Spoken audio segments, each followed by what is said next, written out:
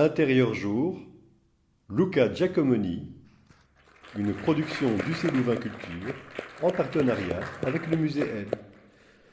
Oui, donc merci beaucoup pour avoir organisé cette soirée et de nous accueillir ce soir.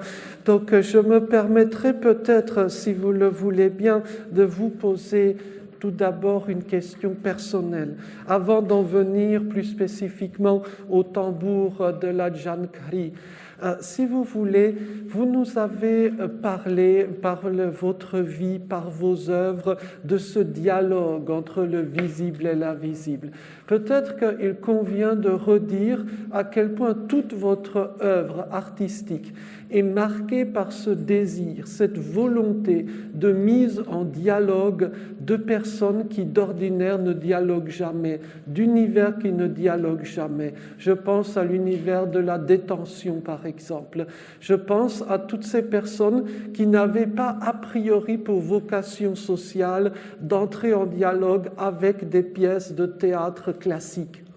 Vous avez réussi cette mise en dialogue. Et dans notre échange préliminaire, vous m'avez dit que cette mise en dialogue entre le visible, entre l'invisible, c'était bel et bien le fondement même de l'acte théâtral.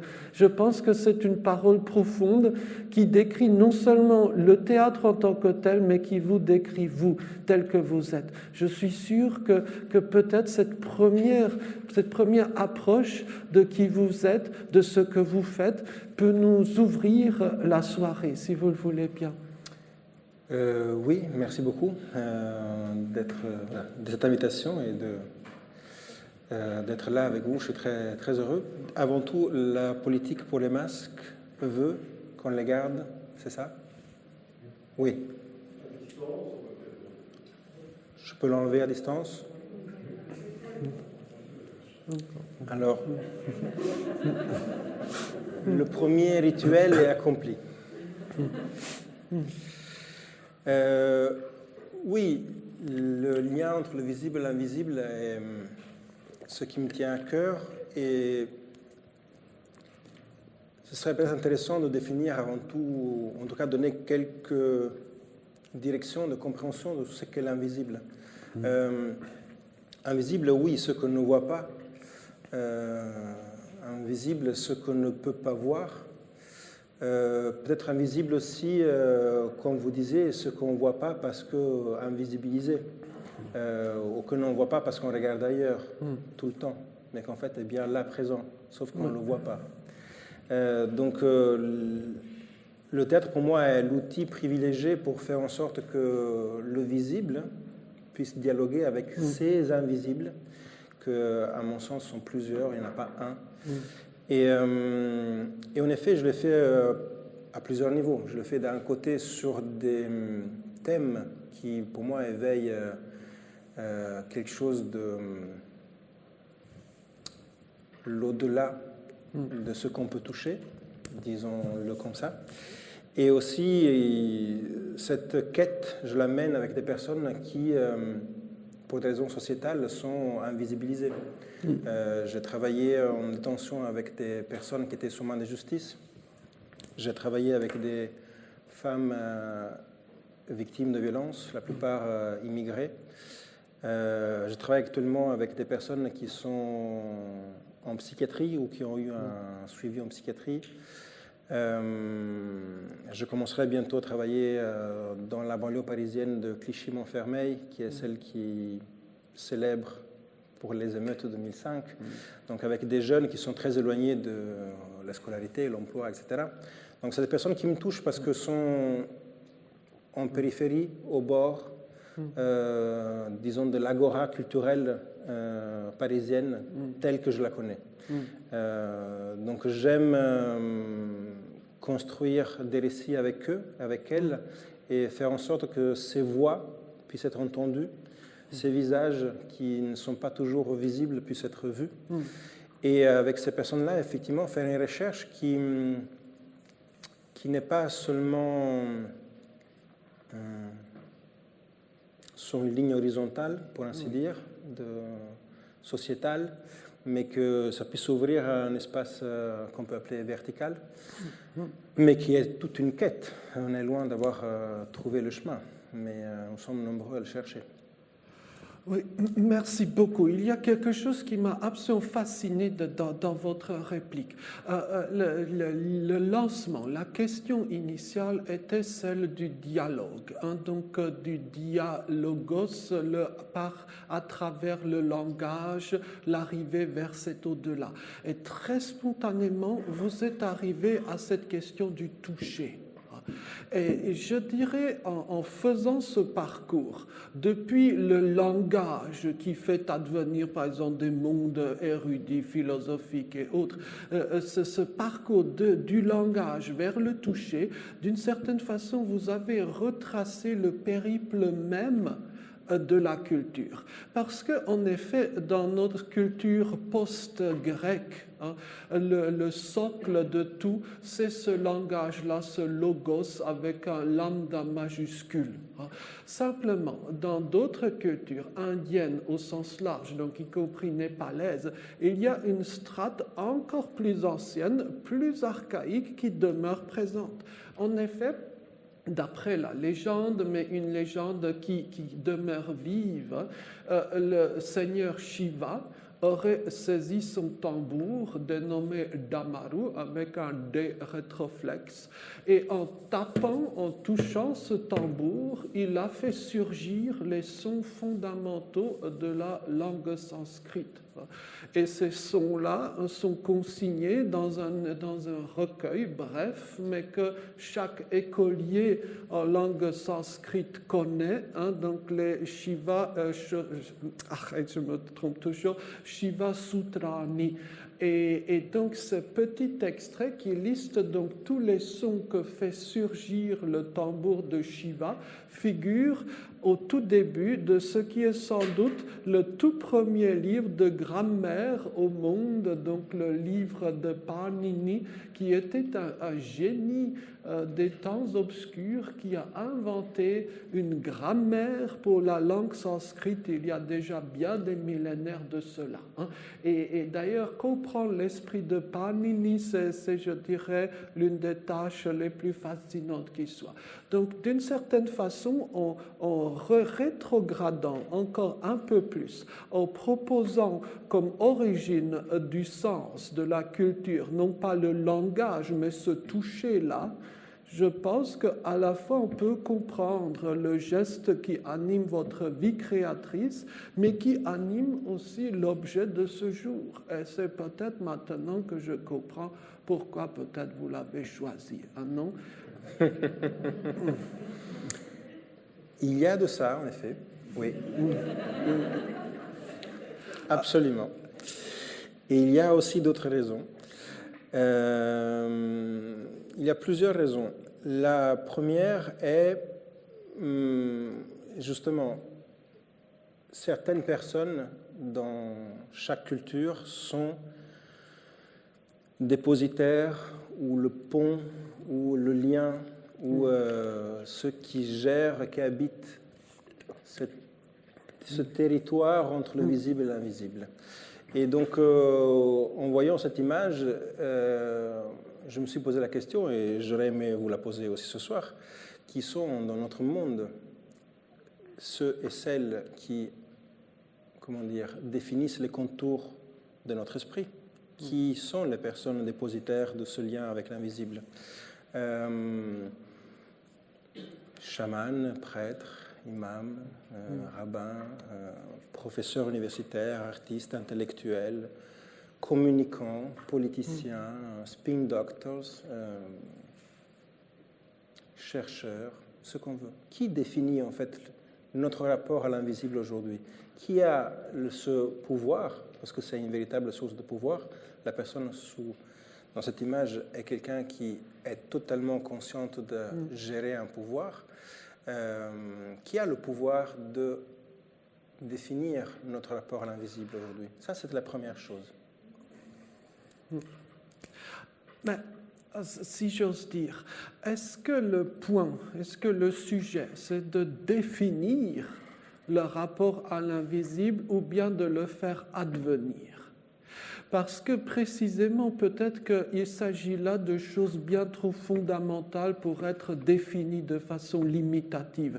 Et une autorité qui prétendrait régir cette approche-là serait une autorité soit bien vaniteuse, soit totalement illégitime, probablement les deux, hein, d'ailleurs.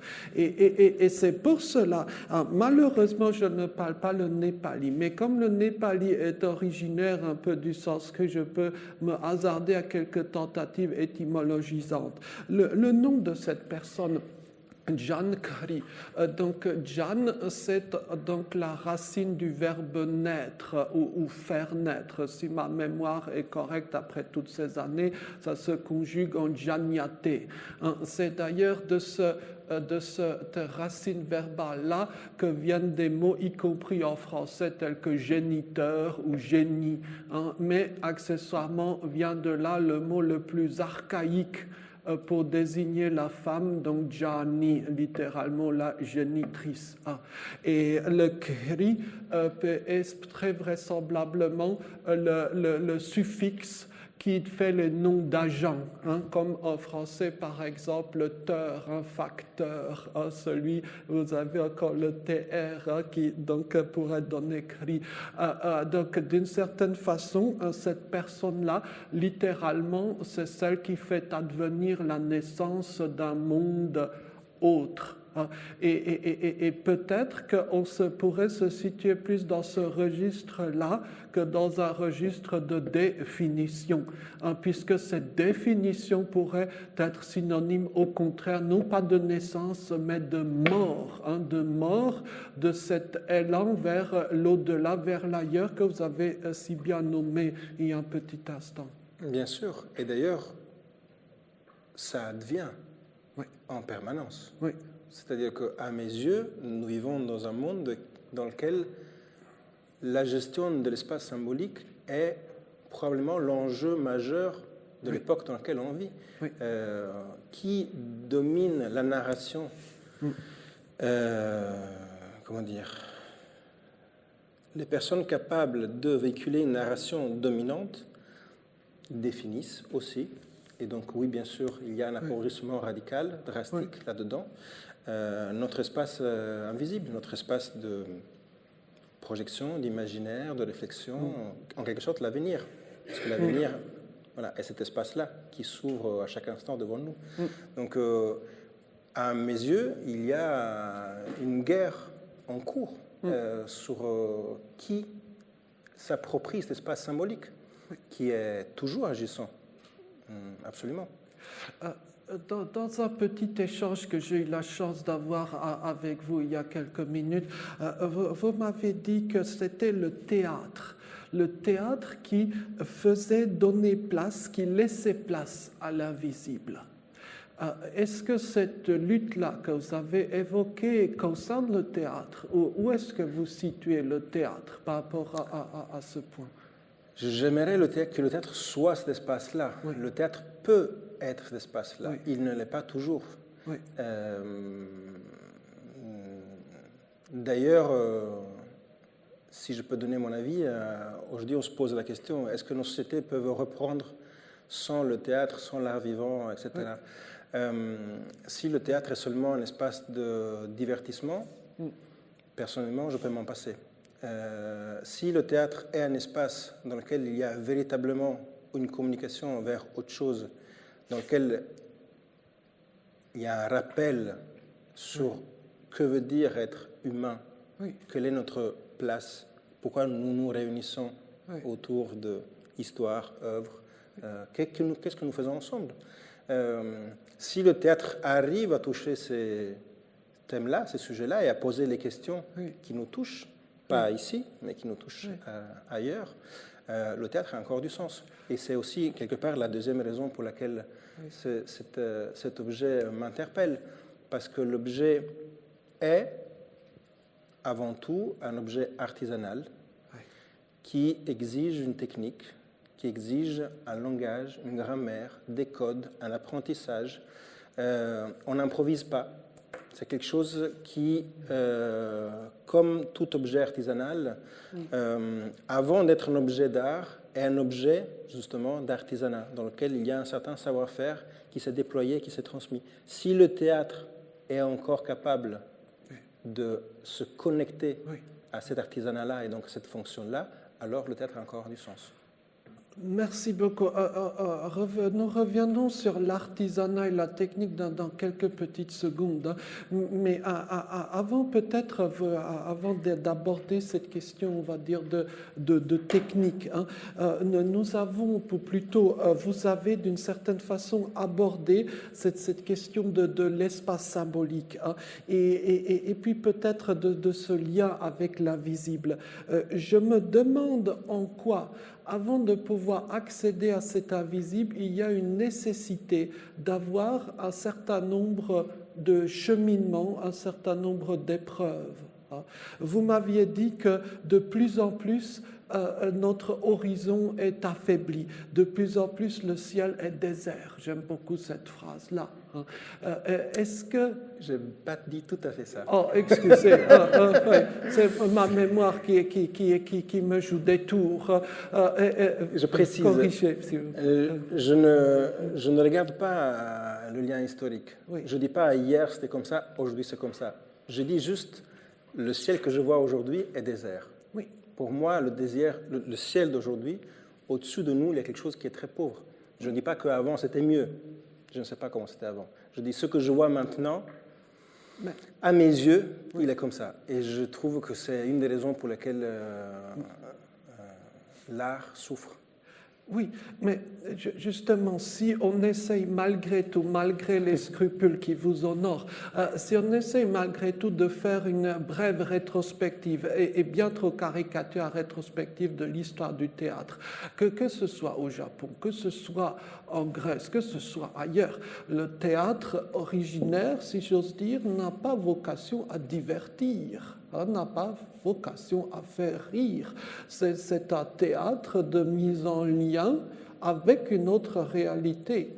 Et d'une certaine façon, les formes théâtrales visant à faire rire semblent bien plus tardives. Et j'oserais dire, mais c'est peut-être mon mauvais esprit qui le dit, plus précaires. Donc, est-ce que malgré tout, dans cette très très grossière esquisse d'histoire, on ne pourrait pas percevoir un cheminement vers l'extinction progressive de ces astres, en tout cas de cette capacité à voir ces astres-là qui sont au-delà de la sphère de nous autres mortels, bipèdes mortels? Malgré l'insistance, je ne répondrai pas à la question. Et je le dis vraiment, mais au mieux, pour me dire, je répondrai à votre question autrement. Je précise pourquoi. Il n'y a que le présent qui m'intéresse. Le passé ne m'intéresse pas. Il n'y a que maintenant qui m'intéresse. À vrai dire, même l'avenir m'intéresse très peu. Mais je trouve que si on s'intéressait au présent, déjà on aurait beaucoup d'ouverture sur quelque chose de fertile. Mais je tiens à répondre quand même à la question avec une histoire. Je peux vous raconter une histoire? Oui, bien sûr. Donc, en ce moment, je travaille sur Hamlet de Shakespeare avec des personnes qui ont eu des expériences dites psychotiques. Notamment, je me suis intéressé, pour des raisons personnelles, à ce phénomène qu'on a appelé la schizophrénie, les schizophrénies.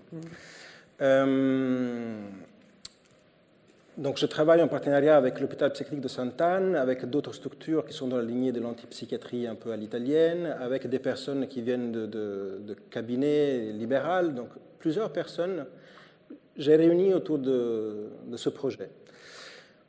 La semaine dernière, j'ai rencontré des entendeurs de voix. Ah oui, je pense que nous connaissons les mêmes personnes. Émilie Ouan, non, non, je ne connais pas. Elle, hein? D'accord, pardonnez, continuez. Mais ça faisait depuis le mois de février, j'étais en contact avec le réseau français entendeurs de voix et la semaine dernière, j'ai eu l'occasion enfin de faire une formation pour les personnes qui travaillent avec les personnes qui entendent de voix. Donc, entendeurs et entendeuses de voix, c'est des personnes qui sont souvent diagnostiquées schizophrènes, mais qui en vérité très souvent réalisent ne pas être schizophrènes, et que c'est juste une expérience humaine différente, radicalement différente de ceux qui n'entendent pas les voix. D'ailleurs, il semblerait qu'il y en a plusieurs. Il y a beaucoup, selon les études, 15% de la population entend des voix. Donc si parmi vous, voilà. Je pense que moyennement, il y a 3-4 personnes ici qui entendent des voix. Je raconte ça pour répondre à la question sur l'apprentissage. Et je vous dis pourquoi. Parce que tout à l'heure, quand on écoutait l'histoire de cette personne, effectivement, a été dit une chose très juste, c'est que dans ce contexte-là, ce qui se produit la plupart du temps est qu'à l'adolescence, il y a une crise. Il y a une crise, il y a quelque chose qui, en quelque part, la structure, la personne, ce on peut vraiment appeler la personnalité, s'effondre. Et donc, qu'est-ce qui se passe? Chez nous, en tout cas dans la culture dans laquelle j'ai grandi, la première réponse est voir un psychiatre, prendre des médicaments, et ça peut terminer très mal, jusqu'à détruire une vie et enfermer la personne pour faire taire cette chose-là qu'on considère un symptôme, mais que d'autres cultures ne considèrent pas comme un symptôme, considèrent comme un signal, ou comme un don, ou comme encore autre chose. Et oui, je vous rejoins, nous avons perdu cet apprentissage-là. C'est que la personne qui a la crise à 13, 14, 15 ans n'est pas envoyée chez un psychiatre et prend des médicaments, mais elle est, comment dire, invitée à rencontrer quelqu'un qui a déjà vécu cette chose-là. Et l'apprentissage commence. Parce que là commence l'apprentissage sur quoi faire de ce signal, quoi faire de ce don.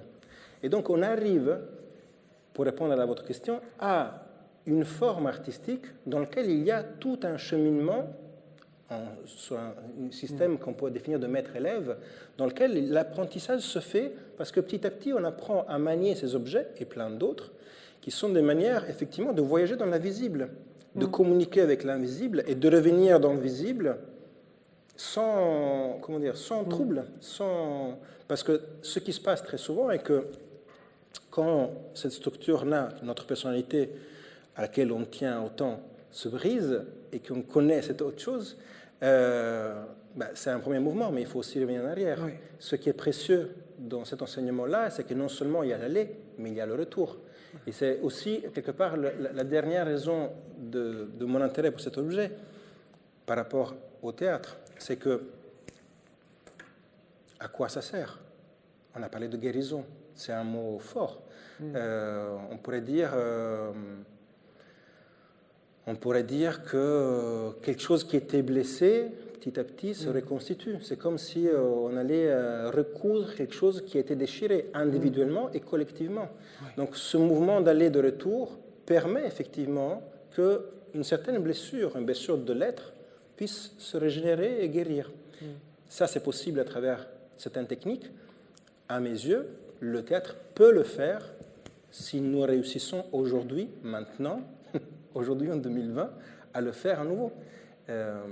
Mais encore une fois, il faut un artisanat, il faut un apprentissage, et ça, ce n'est pas seulement un discours, mais c'est vraiment quelque chose qui est difficile à expérimenter, à vivre et à réaliser concrètement. Oui. Merci. Sur la question de l'artisanat, nous y reviendrons dans un petit instant. J'aurais aussi envie de vous taquiner un peu sur la question de la schizophrénie. Mais avant, si vous le permettez, je raconterai moi aussi une petite histoire. Très brièvement. J'ai eu la joie pendant quelques années de suivre les cours d'un professeur de sanskrit indien. Il est, je crois, doyen de la faculté de sanskrit à l'université hindoue de Benares. J'étais son seul étudiant d'ailleurs, les autres ont abandonné rapidement. Et donc le tout premier cours, si j'ai bonne mémoire, il m'avait appris les salutations de rigueur. Donc la salutation usuelle avec la formule que j'ai oubliée depuis lors pour le kidam, pour le commun des mortels, la salutation quand on rencontre son maître, et puis il a ajouté la salutation quand on rencontre Seigneur Shiva. Et à ce moment-là, je me souviens de l'avoir regardé et je me suis dit, est-ce que lui, il pense sérieusement qu'en allant au bistrot ou à la bibliothèque, j'allais rencontrer Seigneur Shiva? Ouais, mais pour lui, c'était absolument sérieux. Et ce n'était certainement pas un idiot, c'était l'un des plus grands érudits que j'ai pu rencontrer au cours de ma petite existence. Donc, on parlait d'invisible et de présence ou d'absence de l'invisible. Là, et il y a un petit exemple, un de ces moments de choc qui nous pousse à repenser certaines choses. Bon, ça, c'était la petite histoire.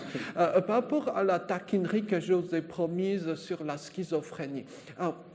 La question qui est aussi ancienne que l'anthropologie, c'est de savoir de quelle maladie souffrent les chamans, quoi. Ça, c'est vraiment un ultra classique de tout ce domaine d'études-là. Il y a eu quantité de publications. À titre personnel, je n'ai jamais été satisfait de ces publications-là, que ce soit les classiques ou les modernes, sachant qu'aujourd'hui, on n'ose plus parler comme au 19e siècle sur ces sujets-là, entre autres. Mais néanmoins, là où je ne suis pas entièrement d'accord avec vous et j'aurais envie de vous provoquer un peu, c'est qu'à ma connaissance, dans la plupart des cultures où le chamanisme existe, et y compris par exemple l'une des plus, je dirais, centrales à notre soirée, mais même centrale en général, par exemple dans la culture tibétaine, je dirais les marques du futur chaman prédatent l'adolescence. Elles sont souvent présentes dès la naissance, voire parfois antérieurement à la naissance. Donc dès lors, je ne suis pas sûr que la schizophrénie puisse expliquer ou puisse, je dirais, totalement de façon satisfaisante entrer en ligne de compte avec justement cette spécificité des personnes qui peuvent avoir vocation à devenir chaman. Et d'une certaine façon, là où je verrais une touche supplémentaire à ma petite théorie, c'est que précisément la schizophrénie était connue de beaucoup d'auteurs classiques de l'anthropologie. Et pourquoi donc n'avait-il pas relevé ce constat si du moins il était exact? J'aurais à titre personnel une explication légèrement différente qui évidemment est une sorte de plaidoyer pour la paroisse ou pour pro domo, pour être un peu plus vieillissant dans le vocabulaire, à savoir une possibilité d'avoir en présence de chamans, non pas le cas de personnes nécessairement schizophrènes, mais de personnes ayant des particularités qu'on pourrait appeler de la biodiversité humaine, particularité autistique, particularité 10, lesquelles existent bel et bien dès le début de la vie et non pas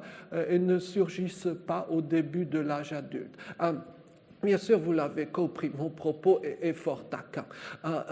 Mais néanmoins, le fait qu'au XIXe siècle, ces spécificités humaines-là n'aient pas été connues pourrait expliquer pourquoi les premiers observateurs des chamans n'aient pas pu faire le lien entre les spécificités des chamans et ces catégories, dirions-nous, médicales.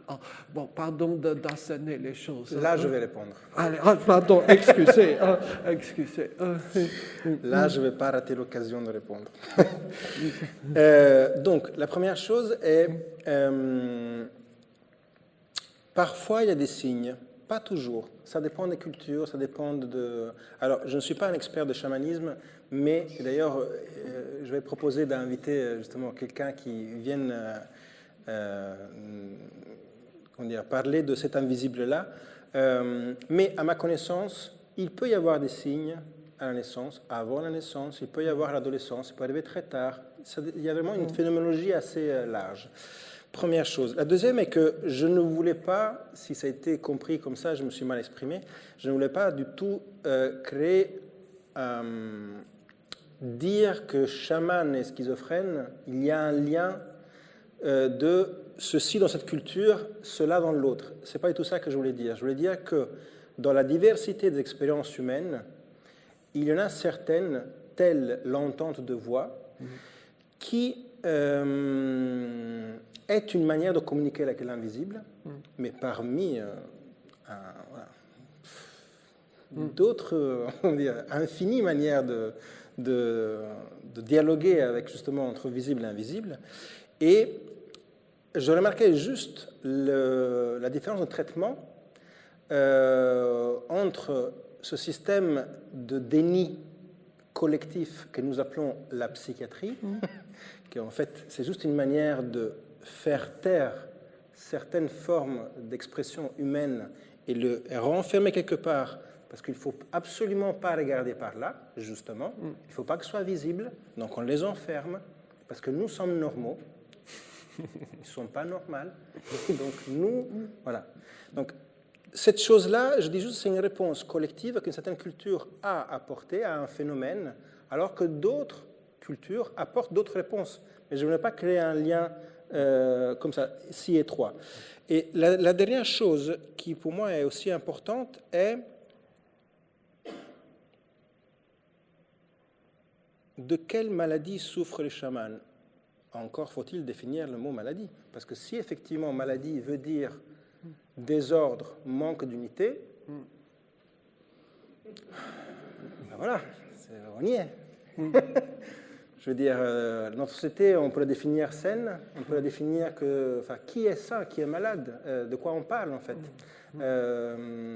C'est aussi une des choses qui m'ont touché et qui me touche aujourd'hui dans ce parcours sur la création de Hamlet, c'est de voir combien de personnes qui ont été définies malades par la société et qui en vérité ne sont pas du tout malades, mais vivent d'autres expériences qui ne sont pas normales, subissent un sort parfois dramatique. Tout à fait. Vous connaissez l'histoire donc de la mouche de la princesse de Cambridge et du fou. Vous voyez, lorsque... Non. Mais je serais ravi de l'entendre. Mais lorsque une mouche s'approche de la duchesse de Cambridge, cette dernière, comme elle est parfaitement éduquée, et aristocrate de pure souche, du moins en principe, lorsque la mouche l'importune, elle ne bouge pas. Tout le monde s'extasie devant cette marque de noblesse. Par contre, lorsque la même mouche s'approche du fou, celui-ci ne bouge pas non plus. Le psychiatre y voit une preuve de sa déconnexion avec le réel. C'est une histoire tout à fait saisissante. Mais peut-être vous avez évoqué cette question de la voix qui nous porte vers peut-être cet univers de sens, vers cet ailleurs, cet invisible. La question que j'avais vaguement esquissée dans notre conversation préliminaire, c'était est-ce qu'on ne pourrait pas imaginer une sorte de typologie des cultures, une sorte de dichotomie des cultures entre les cultures de la voix et les cultures de l'image. On pourrait commencer de façon relativement archaïque. Voyez-vous, par exemple, évidemment, que ce soit dans l'univers de l'Ancien Testament ou même dans la Grèce, on va dire, intellectuelle, c'est la voix. On ne voit jamais la divinité dans l'univers donc de la Bible, avec la petite exception de Moïse. Bon, je passe ce petit passage-là. Et tout advient par la voix. Au contraire, il y a des cultures, par exemple la culture, on va dire, de langue sanscrite, donc de l'Inde ancienne du Nord, quoi. Au contraire, c'est une culture où souvent il y a, je dirais aussi, une forme de visualisation de la divinité, d'où les 1001 formes de Shiva.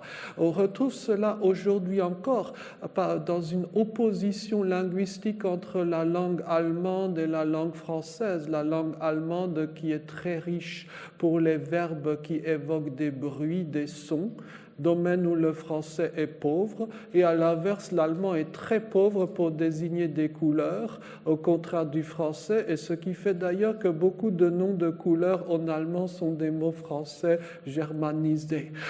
Est-ce qu'il n'y aurait pas comme cela une réflexion à mener, sachant que le théâtre pourrait être le point de liaison, si j'ose dire, entre ces deux sphères-là? Je ne sais pas.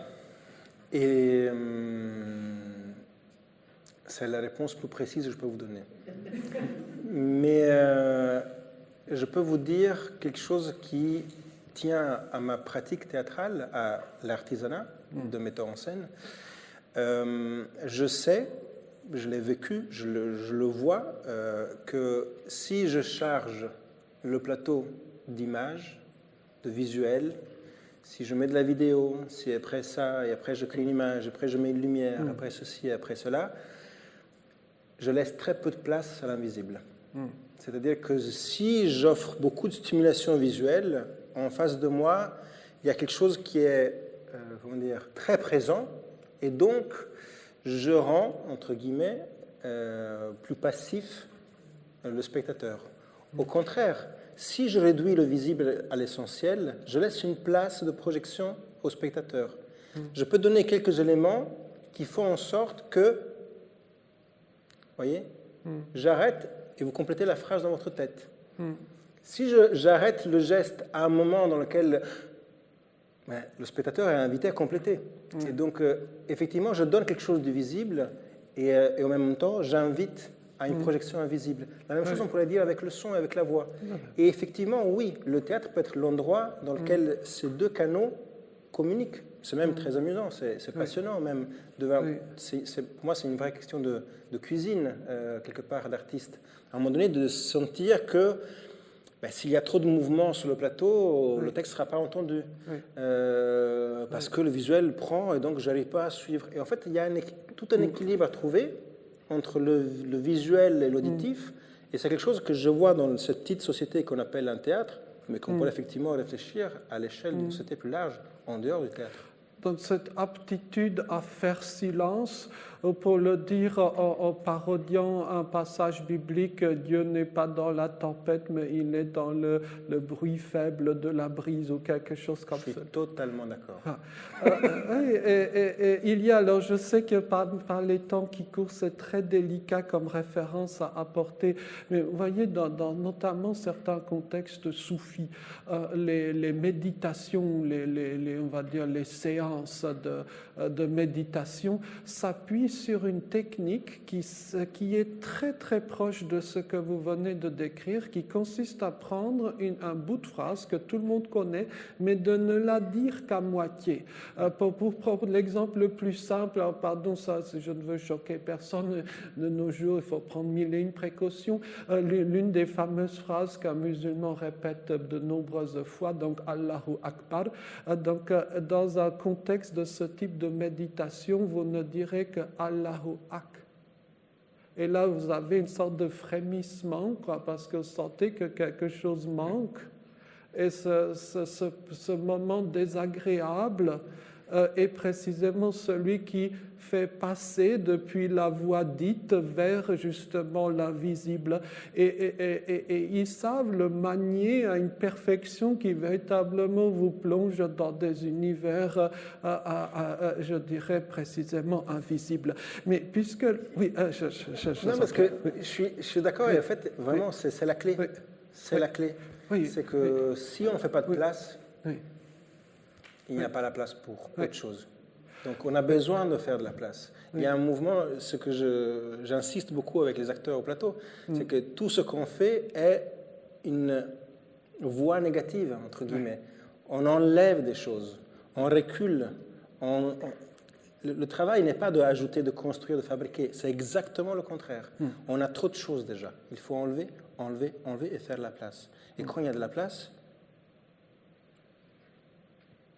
dans ce silence, quelque chose peut apparaître. Advient la joie, comme le dirait Marie Kondo. Vous connaissez cette japonaise que j'aime beaucoup d'ailleurs et qui est experte non pas en rangement mais en joie intérieure. Ça, c'est véritablement le point.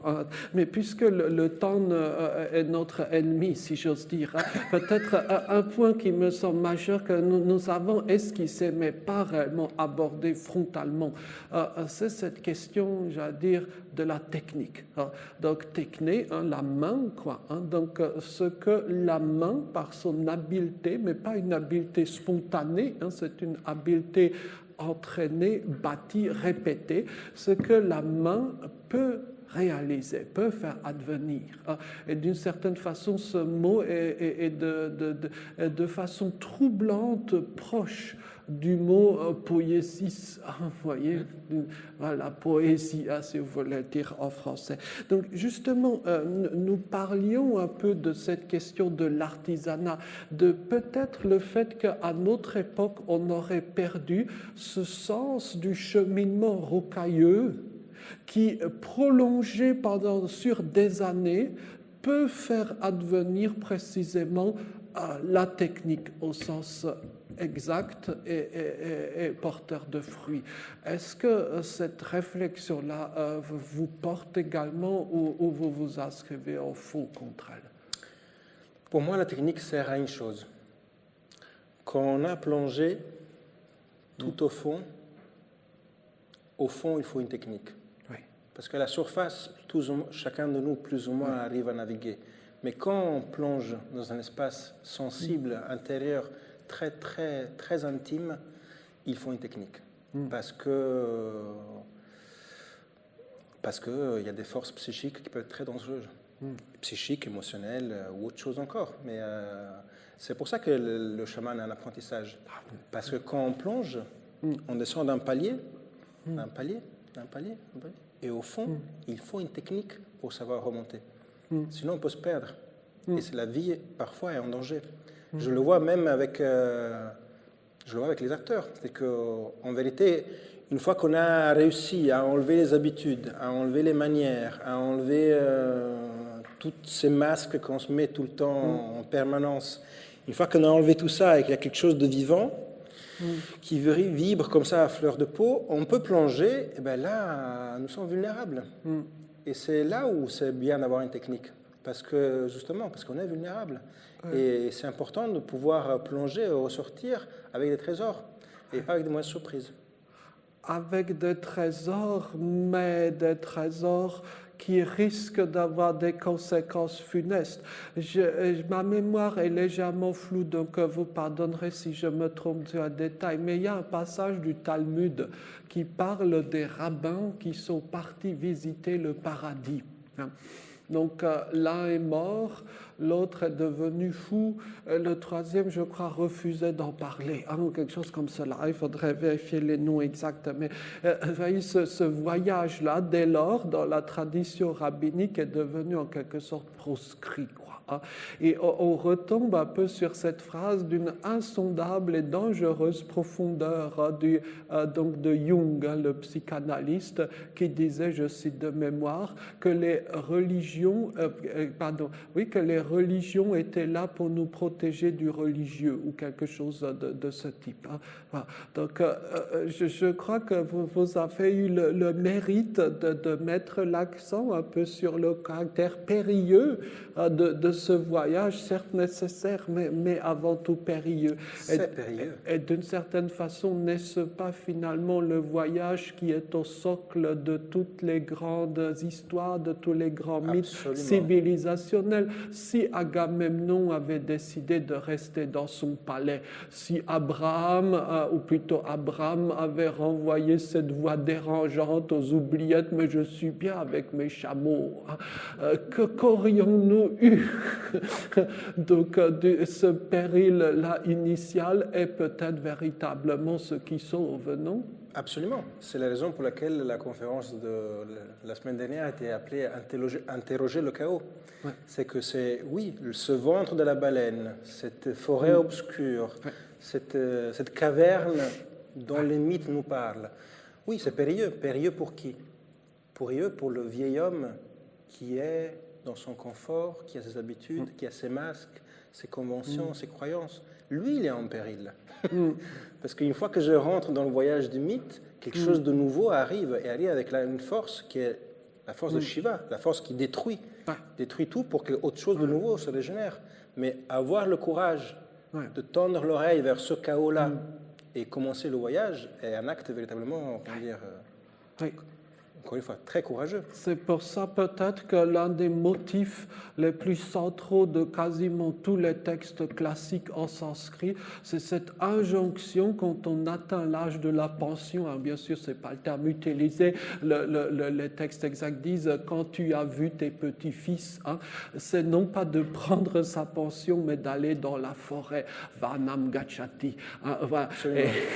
Évidemment, c'est une sorte de provocation parce que l'on peut aspirer à un confort gagné au terme de je ne sais combien de labeur. Mais ce confort-là n'est-il pas celui du tombeau, précisément? Exactement. Hein? Voilà. Donc là on sent tout le caractère révolutionnaire, n'ayons pas peur des termes, justement, de ces réflexions sur l'au-delà. Si on reste dans le présent change sans cesse. Donc avoir le courage d'accepter que tout est en mouvement, voilà, je pense que certaines traditions nous enseignent ça. Oui.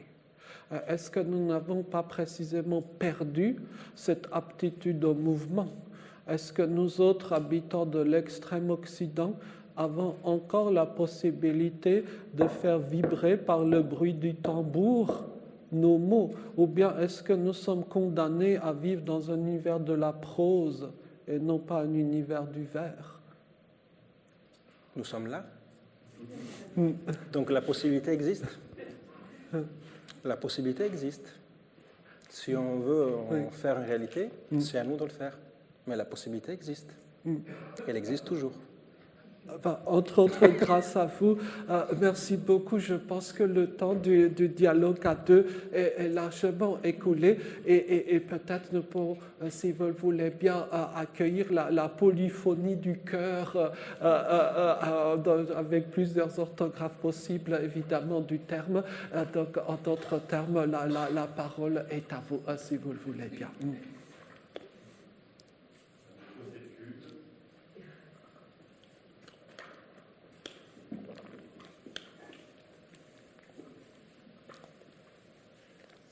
Je suis étonné de vous entendre parler du théâtre comme d'un divertissement, mais au sens, je dirais, de la banalisation du plaisir. Je dirais le divertissement, c'est de voir les choses diverses, de voir les choses différentes. Et donc, j'ai beaucoup aimé le toucher, et je pense que la langue intérieure, c'est peut-être la mise en mots de l'émotion.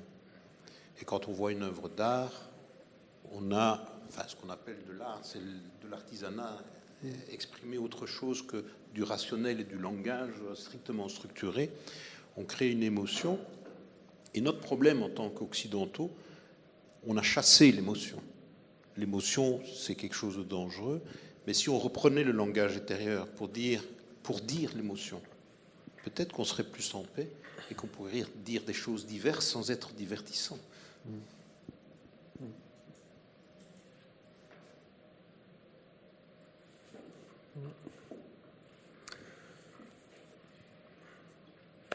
Il n'y avait pas vraiment de questions, mais je donne mon avis pour préciser mon point de vue sur la question du divertissement. En fait,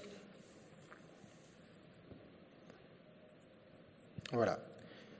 Pour moi, une œuvre théâtrale devrait être ainsi. Moi, j'aime quand je vais au théâtre et je plonge dans une histoire qui me fait tout oublier de moi-même. J'oublie ma vie ordinaire, ma famille, les factures, mon travail. Enfin, j'oublie tout. Je plonge comme un enfant dans le récit, sauf que quand je suis au fond de ce récit, la personne a eu le courage de me dire quelque chose sur ma vie et sur moi-même que je ne savais pas. Et donc, je sors de ce voyage plus confiant envers la vie, ou avec quelque chose de nouveau, un nouveau regard sur moi-même, ou sur nous, sur les autres. Donc, dans ce mouvement, il y a un divertissement dans le sens que c'est même plus que ça, c'est jouissif. Il y a quelque chose de... les quelques fois, c'est rare, mais les quelques fois où j'ai des moments vraiment sublimes au théâtre sont gravés dans ma mémoire à jamais. Donc j'adore ce mouvement d'oubli et en même temps, j'aimerais qu'au fond de ce voyage d'oubli, il y a quelque chose qui me renseigne sur ce que je suis. J'aime particulièrement les histoires qui viennent de loin, parce qu'encore une fois, je trouve qu'elles nous renseignent sur le présent. Un homme en quête de soi, sans le savoir, tue son père, couche avec sa mère et amène la peste dans son village. C'est pas totalement rigolo comme scénario. Et en même temps, on peut la vivre de manière jouissive et on peut en sortir en ayant un regard sur soi-même nouveau, comme un rappel. Attention, je suis aveugle. Je crois être libre, je n'en suis pas libre. J'ai l'impression que Sophocle me dit attention, il y a quelque chose à entendre là-dedans. Médée, qui fuit Jason, elle tue ses enfants, encore une fois, c'est un divertissement? Je ne sais pas.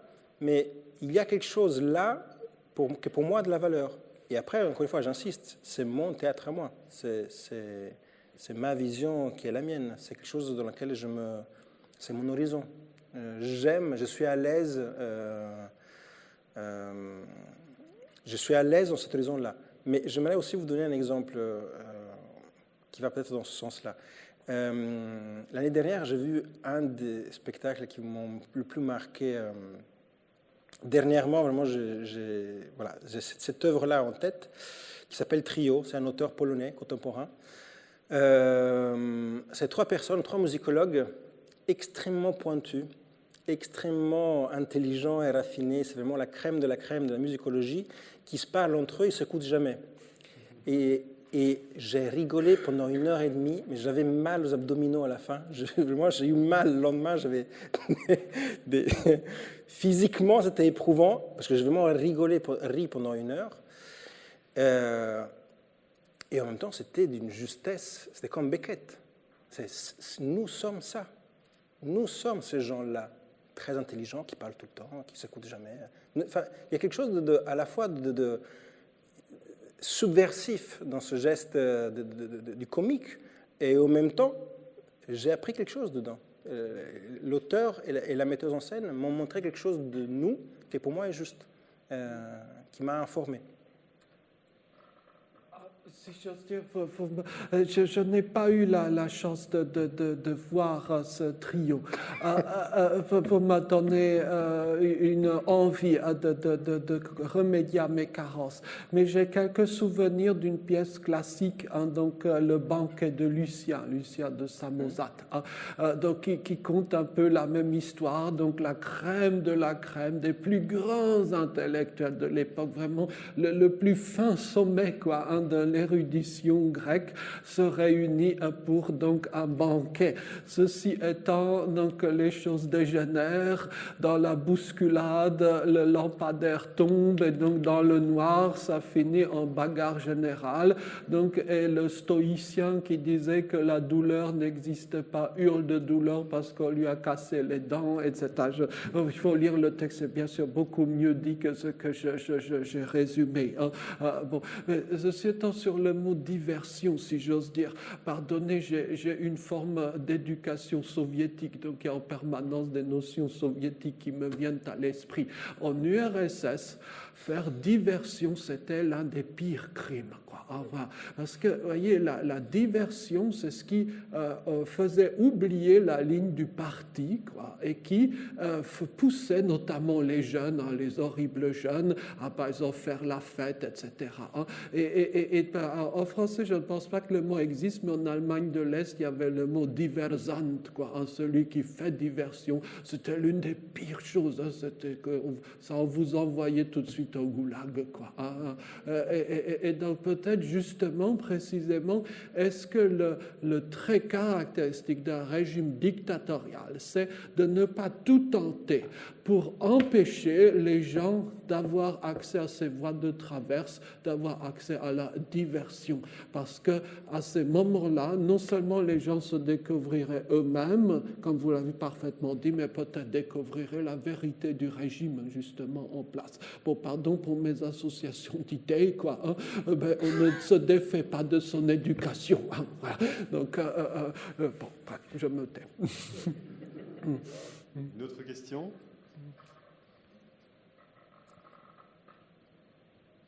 On me dit que je dois garder le micro en main.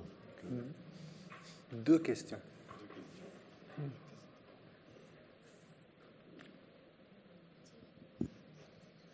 Bonsoir. Je voulais savoir comment vous envisagez le terme vocation, puisque vous avez parlé de vocation alors qui pouvait aussi être lié à un être qui n'était pas encore né. Et comment est-ce que vous associez ce terme vocation aussi à la solitude du chaman? Parce que le chaman, s'il est souvent en lien avec le vertical, a toujours un rapport plus ambigu avec le lien plus horizontal. Et donc, je voulais savoir comment le mot vocation pouvait se combiner avec ces aspects. Voilà, merci. Qui ouvre le bal?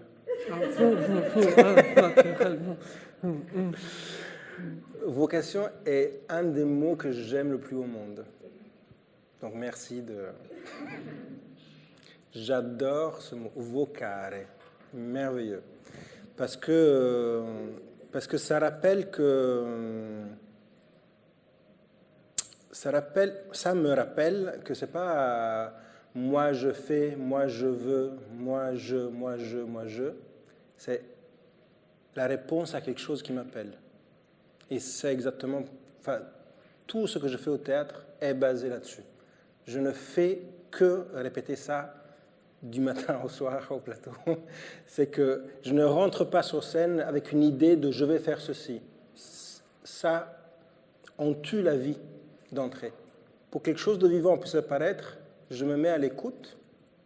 Et parfois, cette écoute demande un temps. Parfois, le silence, c'est long. Parce qu'on n'entend pas tout de suite, parce qu'on n'est pas éduqué à entendre. Mais la vocation est la réponse à un appel. Et pour moi, c'est très précieux. C'est une des raisons pour lesquelles j'ai choisi cet objet. C'est qu'il s'agit de répondre, en fait. Encore dit autrement, c'est une manière très noble d'être au service de quelque chose d'autre. C'est pas moi qui... D'ailleurs, j'aurais plein d'anecdotes à raconter, on n'a pas le temps, mais je le remarque ponctuellement, s'il y a quelque chose qui fonctionne dans mon travail, c'est comme, c'est pas moi qui... Enfin, c'est le moment où quelque chose d'autre a agi à travers moi. J'ai l'impression que quand je commence à avoir des idées, où je dis « ah, ça c'est beau, ça j'aime », ça part mal. Quand je suis guidé par quelque chose qui est une intuition et que j'avance dans le noir et je ne sais pas où je vais, et donc je suis tout comme ça vulnérable moi aussi, parce que les acteurs me regardent en disant « mais est-ce que le metteur en scène sait où il va ?» Habituellement, ça marche.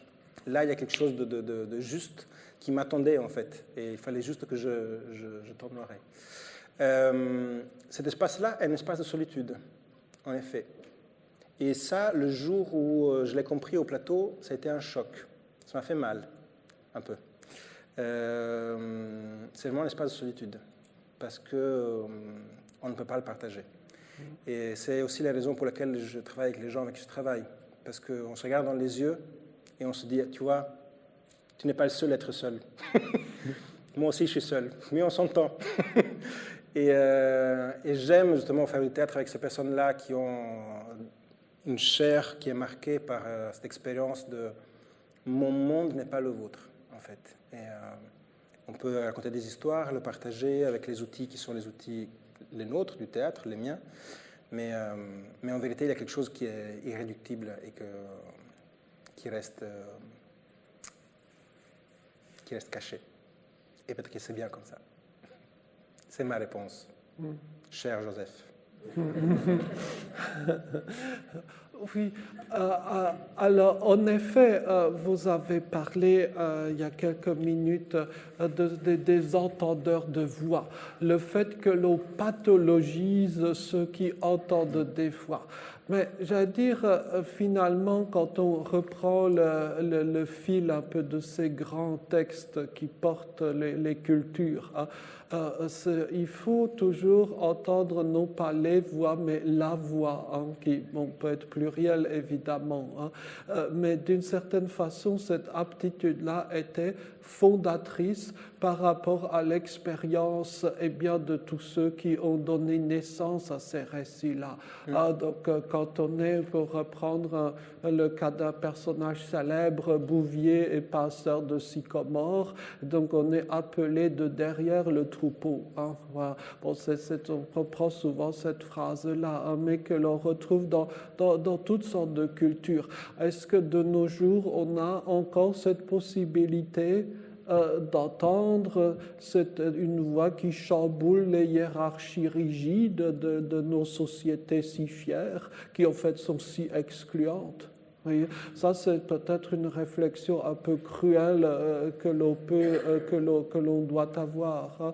Et puis peut-être aussi quand on parle un peu de cette, je veux dire, vocation de se devenir soi, on pourrait finalement considérer que après tout, eh bien, on réalise une sorte de, comment dire, d'harmonie musicale, d'harmonie entre les sphères, et on retombe un peu sur cette question, j'allais dire, de l'afflux musical initial, originaire, dont peut-être nous aurions perdu l'écoute.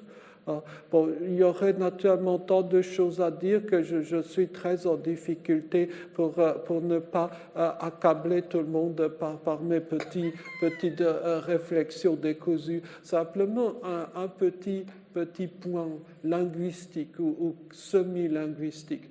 Ce qui est très frappant, c'est que certaines langues, notamment les langues de culture orale, ou alors qui s'inscrivent dans un contexte de culture orale, certaines langues ont un grand nombre d'éléments pour situer la prise de parole, pour situer, par exemple, avec 1001 thèmes, 1001 nuances, qui dit les choses, avec quel objectif, au nom de qui il parle, etc.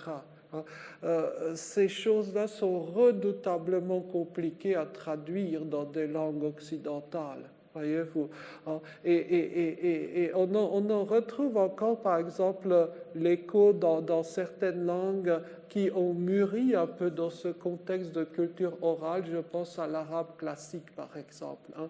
Voyez, en arabe classique, il y a quantité de petits mots pour introduire un discours, quoi, hein, depuis le fameux qala, donc il dit jusqu'à toutes sortes de petits mots que l'on ne peut pas traduire en français et que donc on élimine. Or, quand on élimine ces points-là en faisant une traduction, une mauvaise traduction, hein, l'italien a cette belle expression pour dire que traduire c'est trahir, hein, quand on fait cette tentative de traduction-là, on essaye de faire rentrer dans un moule linguistique qui fait taire les voix, bien ce qui fut la vie, ce qui fut la création, ce qui fut l'existence de mondes autres. Et est-ce que nous avons encore, moyennant un effort majeur certes, mais est-ce que nous avons encore cette possibilité de faire résonner des contextes culturels, les faire résonner ne fût-ce qu'en nous, et donc de nous retrouver seuls face peut-être à cet océan, comme le disait quelqu'un qui pourtant était un penseur d'une dureté absolument légendaire, à savoir Kant, seul sous le ciel étoilé. Donc nous parlions de l'au-delà, mais bon, j'arrête là.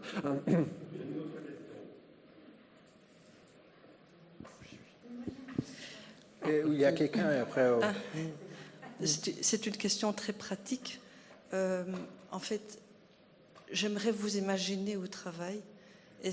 Comment faites-vous pour faire démarrer la chose avec le groupe avec lequel vous commencez à travailler? Un groupe de détenus, un groupe de personnes qui sont traitées en psychiatrie.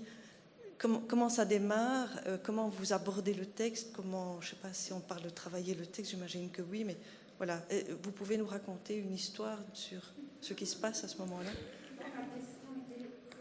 La même. Oui. Comment vous avez été en contact avec ces textes? Alors, il y a comment y répondre avec un discours et sans le faire en pratique.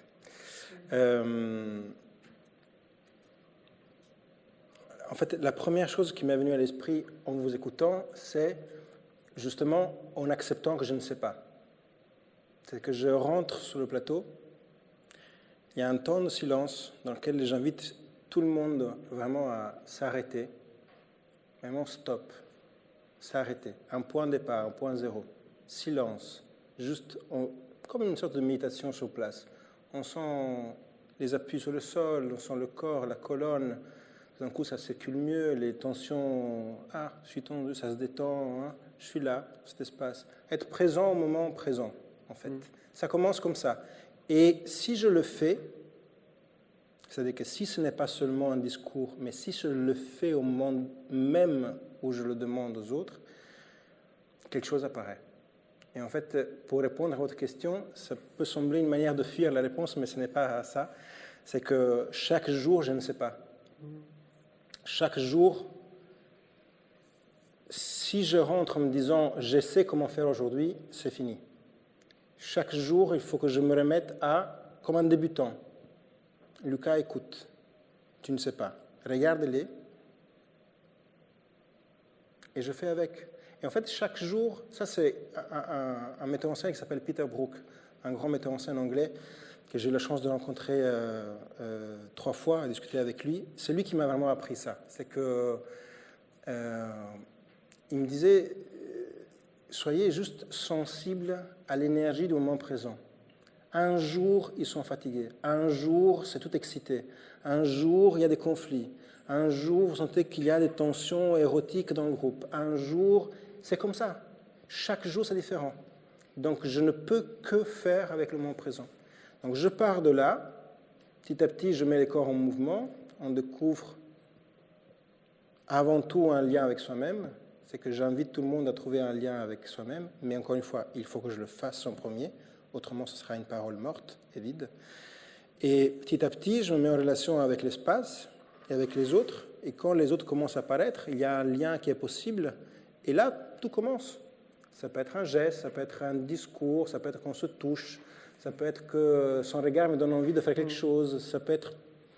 Et je commence comme un artisan qui, à la fois, a déjà 20 ans de métier et à la fois se place comme un débutant, à la découverte. Et c'est passionnant.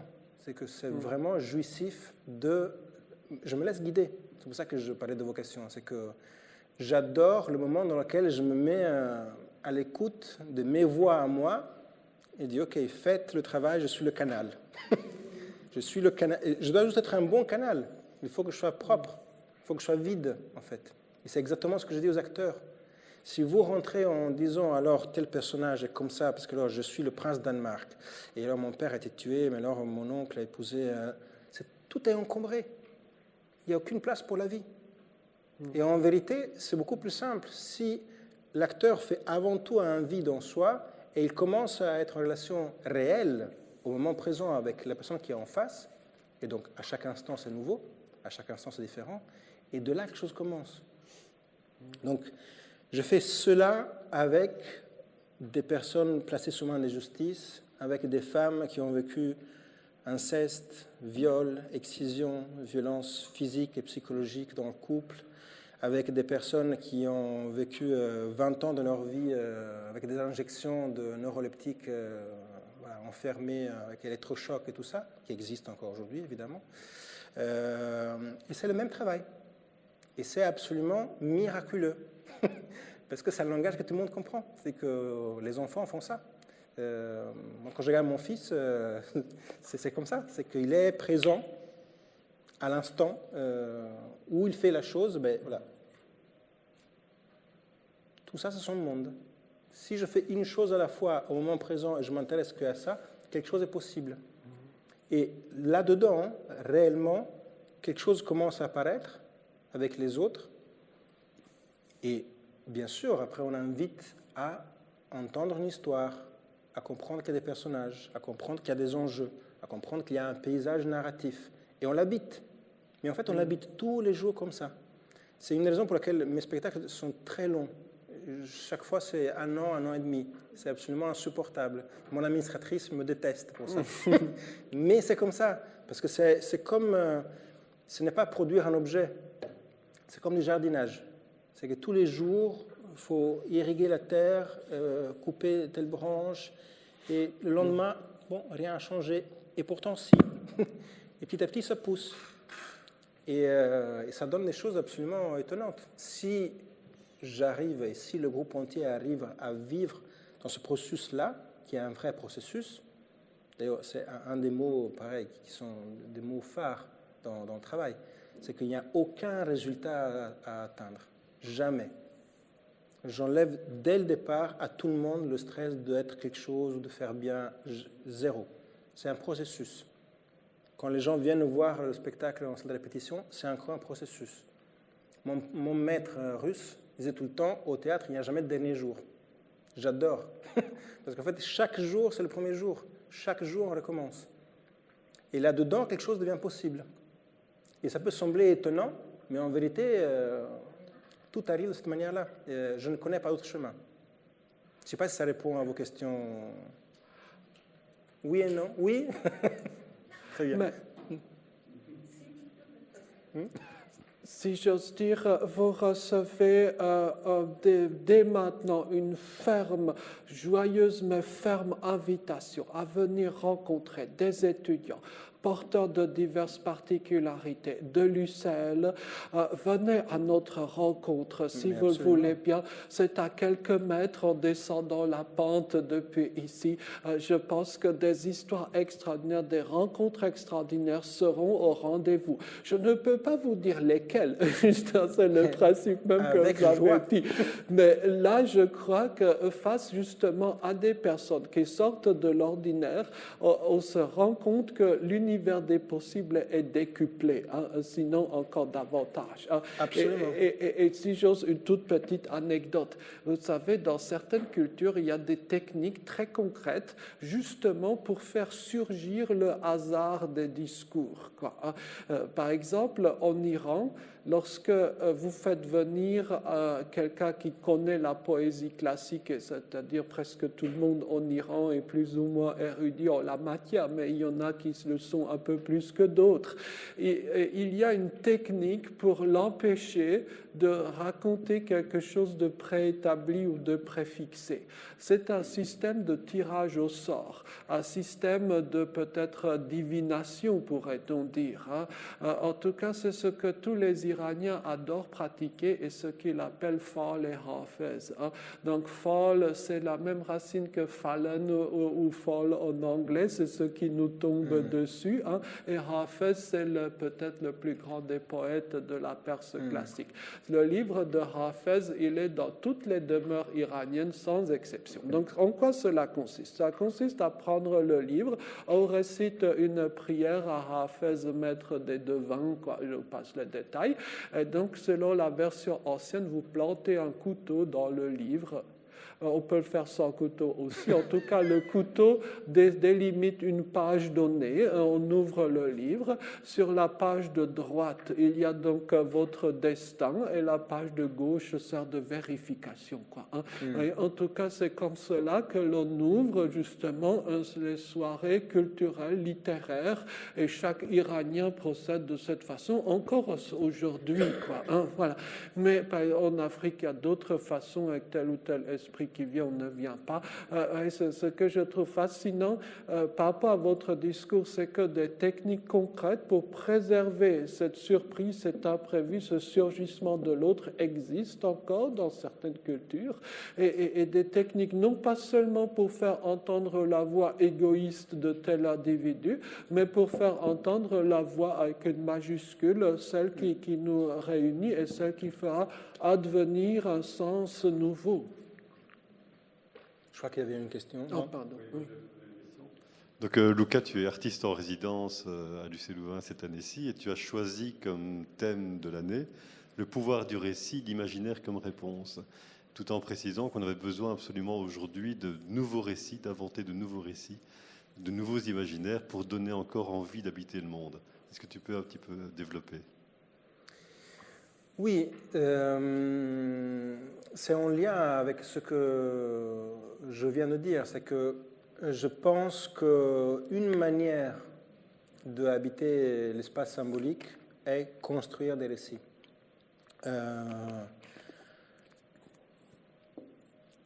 J'aime dire, c'est quelque chose que je répète souvent, que les histoires ont déjà toutes été racontées, il n'y a pas de nouvelles histoires. En revanche, il y a de nouveaux récits. C'est-à-dire que les histoires, c'est comme les archétypes.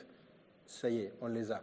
Maintenant, chacun de nous peut prendre la parole et relier les points différemment, si on suit l'image évoquée il y a quelques semaines.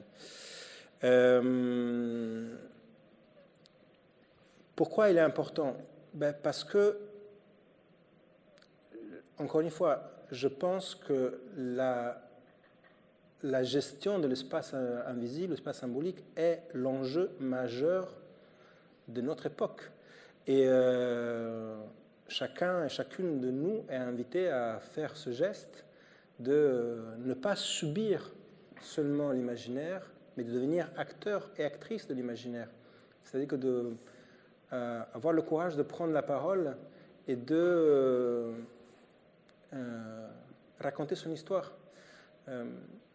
Encore une fois, la semaine dernière, quand j'étais avec les entendeurs de voix, j'ai entendu une définition de liberté qui m'a beaucoup plu. Quelqu'un a dit pour moi, la liberté, c'est raconter mon histoire quand je veux, comme je la veux et si je veux. Et ça, j'ai trouvé splendide. Évidemment, c'est quelqu'un qui a été face à une autorité pendant des années qui lui disait « tu es comme ça, tu es malade, tu es schizophrène, tu es ceci, tu es cela, tu es dépressif ». Et lui, il disait « mais ça, c'est pas mon histoire. Ça, c'est quelqu'un qui me fait subir sa vision du monde, ce n'est pas la mienne. » Et il lui a fallu un temps pour s'émanciper quelque part, avoir le courage de prendre la parole et de dire « maintenant, je raconte mon histoire à moi. Et je la raconte comme je veux.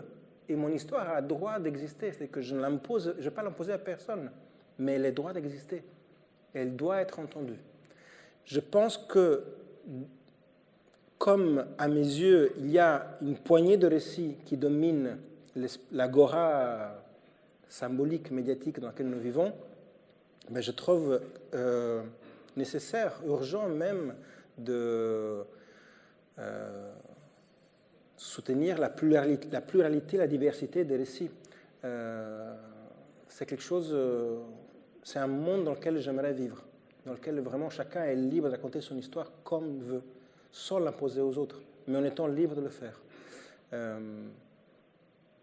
Voilà, ça me semblait un thème important. En plus, nous, on l'a défini avant la crise sanitaire. Effectivement, la crise sanitaire a ajouté une couche, parce qu'effectivement, oui, là, on a besoin de narration. C'est comme l'oxygène, on sent qu'on manque de narration. C'est aussi une raison pour laquelle on a du mal à se projeter en avant. Dans quel horizon on se projette? C'est comme si on n'avait pas le récit, ou les récits qui peuvent nous aider comme un véhicule à nous faire avancer. Voilà. Donc c'est quelque chose qui me tient à cœur. Et d'ailleurs, mon théâtre est un théâtre qui est basé sur les histoires. J'aime les grandes histoires, j'aime les grands textes. J'ai l'impression qu'il y a quelque chose de précieux à entendre là-dedans et qui est essentiel pour l'époque dans laquelle je vis. Y a-t-il une autre question, une dernière question? Oui.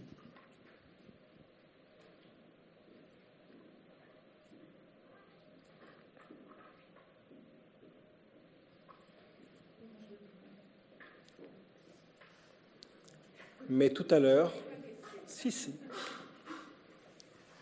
Vous avez expliqué que dans les pièces, vous trouvez que c'est très important de laisser beaucoup de simplicité et d'espace pour l'interprétation et l'imagination. Mais du coup, pourquoi le choix de prendre des ultra classiques du théâtre, les Métamorphoses d'Ovide, Hamlet de Shakespeare? Il n'y a pas plus classique dans le théâtre occidental. Et du coup, c'est très chargé symboliquement. Du coup, pourquoi ce choix? Mais parce que je ne choisis pas. Je réponds à un appel. Hamlet, à un moment donné, m'appelle. J'aimerais dire non. Non, Hamlet, non. Eh bien, si. C'est la même chose, croyez-moi. Vraiment, je ne caricature pas. C'est la même chose. Là, par exemple, je sens que je dois monter Antigone. Mais j'ai déjà 2 projets qui sont là. Mais je sens que Il n'y a pas plus classique d'Antigone de Sophocle, je veux dire. Sophocle, là, je précise. On va vraiment à l'origine. Je ne sais pas, ça arrive dans ma vie, à un moment donné, ça prend toute la place. Et mon imaginaire est habité par ces histoires-là ça commence à germer, ça devient fertile. J'ai des images, ça m'obsède, je commence à lire, à chercher, j'ai des signes, les choses arrivent, je rencontre quelqu'un qui me dit « Ah, tu sais, elle a lu ce livre Antigone montée au Liban ». Je n'ai jamais lu Le Quatrième Mur, par exemple. On me l'a donné la semaine dernière. Donc, je sais, tout le monde me dit que c'est merveilleux. Voilà. Donc, ça arrive dans ma vie, et après, je me suis rendu compte que si je suis le courant, il y a quelque chose de juste qui se passe. Si un jour il y a quelque chose de contemporain qui se présente, je suivrai. Quoique, pardon, après Hamlet, il y a Woyzeck de Buchner, qui est quand même déjà 19e siècle. Là, il y a quelque chose. Dites-moi, ne faut-il pas être soit handicapé, soit en prison pour s'intéresser aux classiques ? D'une certaine façon. Mais oui, les gens après, dits il y a la normaux, question. les gens dits normaux, une fois qu'à l'école ils ont entendu parler d'une œuvre, plus jamais ils ne la liront. Ça, c'est la certitude. Enfin, il faut, si j'ose dire, être anormal. Une petite histoire pour sceller le tout. Je fréquente toutes sortes de réunions autour du handicap. Bon. Et lors de l'une de ces réunions, il y avait un ami qui représentait les personnes aveugles et malvoyantes. Il nous avait fait un très bel exposé sur la difficulté d'accès à la lecture aux livres pour les personnes aveugles et malvoyantes. Et il a très bien parlé, mais à la fin, j'ai voulu le taquiner. Je lui avais donc dit, vous les aveugles, vous êtes les seuls de nos jours à vouloir encore lire des livres. Mais c'est vrai d'une certaine façon, non? Et précisément, est-ce que le salut de la culture dite classique, c'est-à-dire, j'oserais dire de la culture tout court, hein, l'équivalence est personnelle, hein, est-ce que le salut de la culture classique ne tiendrait pas précisément dans les gens bizarres, anormaux, marginaux? Certainement. Alors, ce que je peux dire plus sérieusement est qu'une chose que j'aime beaucoup est quand je rencontre des personnes, par exemple la fille qui jouera le rôle d'Ophélie dans Hamlet, c'est une étudiante en biologie qui a eu une sorte de décompensation psychotique il y a quelques années. Elle a eu très peur de ne pas revenir, etc. Je l'ai rencontrée en relation avec elle, et donc je lui ai parlé d'Hamlet. Elle m'a dit « Hamlet, je ne sais pas du tout ce que c'est, je n'ai jamais lu. » Et je trouve que c'est le candidat idéal. J'adore travailler avec des personnes. Demain soir, il y aura Mourad Aitoumad, que j'ai rencontré à la prison de Meaux, et qui était devenu notre Agamemnon. Il n'avait jamais lu et entendu parler d'Homère de sa vie. Candidat idéal. Parce que justement, le terrain est vierge. Parce que je n'ai pas à enlever toute la structure intellectuelle, l'école. L'école peut nous faire détester certaines choses. Donc, je ne sais pas si c'est une question d'anormalité. En revanche, un terrain vierge est propice. Question. Une ultime question? Non? Oui? Vous y avez répondu en partie. Les grands textes, je voulais vous demander comment vous établissiez un pont entre ces expériences, ces premières expériences avec les personnes avec lesquelles vous travaillez, ces expériences, cette sensation, cette façon de se déplacer, de regarder, etc. Comment vous passiez au grand texte? Mais vous avez répondu, donc ma question est Alors, peut-être que je l'entends différemment de cette question-là, mais j'ai l'impression qu'il y a une nuance quand même différente.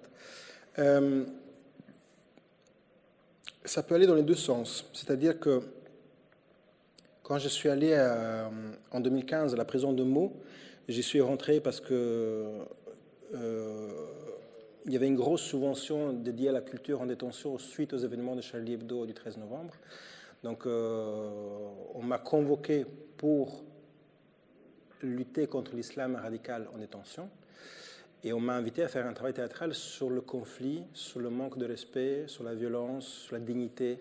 Voilà, ça c'était les thèmes qu'on m'a été... C'était une commande.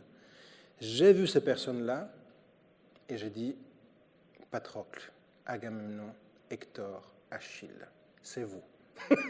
Et vraiment, j'ai vu les corps, comment ils se tenaient, le visage, enfin, magnifique, c'était des guerriers.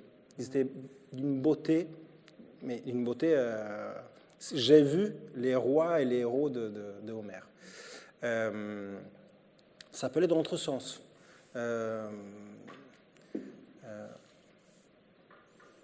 Quand Hamlet est dans mon esprit depuis beaucoup de temps, ça fait des années que je songe à Hamlet, et à un moment donné, j'ai senti que toutes ces questions-là, est-ce que c'est réel, c'est pas réel, que veut dire être, que veut dire ne pas être, qui fait semblant, qui joue un rôle ici, est-ce que je suis en sécurité? Ces questions-là étaient pour moi censées de les poser des gens qui ont vécu ces choses-là. Quelqu'un qui a passé sa vie avec un diagnostic de schizophrène à Sainte-Anne, être ou ne pas être, c'est une question qui se l'est déjà posée. Et ce n'est pas une question intellectuelle, c'est une question qui est marquée, ah oui, dans sa chair, sur sa peau. Et donc il y avait une justesse. Donc ça peut venir que dans le texte, quelque chose me donne envie de rencontrer des personnes, ça peut être que les personnes me donnent envie de habiter un certain texte. Ça peut aller dans... Par exemple, quand je suis allé à la Maison des Femmes, en écoutant les histoires des femmes que j'ai rencontrées, les héroïnes de Ovide sont apparues. C'est que j'ai vu Daphné, Io, Écho, violée par Zeus, prise en captivité, devient une maîtresse, transformée en vache, Junon qui vient et la prend et la marque comme un animal. C'est des choses que j'entendais dans les récits qui étaient véhiculés à la Maison des Femmes. Et je dis oui, ça c'est... Et d'ailleurs, quand c'est juste, les personnes comprennent tout de suite. Je n'ai pas besoin d'expliquer Homère en prison, comme je n'ai pas eu besoin d'expliquer Ovide à ces personnes-là, comme je n'ai pas eu besoin d'expliquer la dramaturgie d'Hamlet à ces personnes-là. Tout est limpide. Il y a un spectre qui apparaît. C'est ton père qui est mort et il te parle. Rien à dire, je sais ce que c'est. La première fois où j'ai raconté l'histoire d'Io, violée, transformée en vache, il y a une fille qui s'est effondrée en larmes et m'a dit « Lucas, c'est l'histoire de ma vie ». En prison, quand j'ai raconté l'épisode 1, le premier chant d'Iliade, il y a un garçon qui m'a dit « Lucas, nous on sait. Dans chaque cité, il y a un Agamemnon et un Achille. Nous on connaît très bien ça. Ce conflit-là, nous on le maîtrise. » Et c'est ça qui est intéressant parce que moi je me mets en poursuite d'apprentissage. Donc moi je vais apprendre. Et il y a un vrai échange qui est possible parce que ces personnes-là savent réellement de quoi il s'agit, l'histoire qui est racontée. Et en même temps, moi je commence à savoir comment faire du théâtre. Et là, un échange est possible. Mais j'apprends d'eux, j'apprends d'elles. Merci beaucoup Lucas, merci beaucoup Joseph pour cette première rencontre intérieur jour de la saison. Je pense qu'on a passé un moment exceptionnel. Merci à vous deux, merci à vous tous. Merci à vous.